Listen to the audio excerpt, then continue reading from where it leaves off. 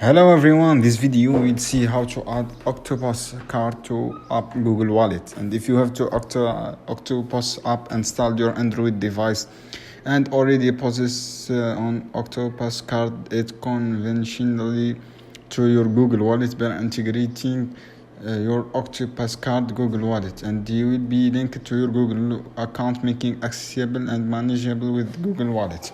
Interface: first launch the app on your device, navigate to manage Octopus page, within app locate image and proceed the Octopus card detail and look add to Google Wallet and tap following instruction provided, and within app which will guide you through integration process, and press the card finalize the additional Octopus card and wait approximately minute, and your Octopus card will successfully linked on your Google Wallet account. Guys, integration I will be essential detail of your Octopus and balance state and reload directly within Octopus card view within Google Wallet. If you found this video helpful, guys, thanks for watching. See you in another video soon.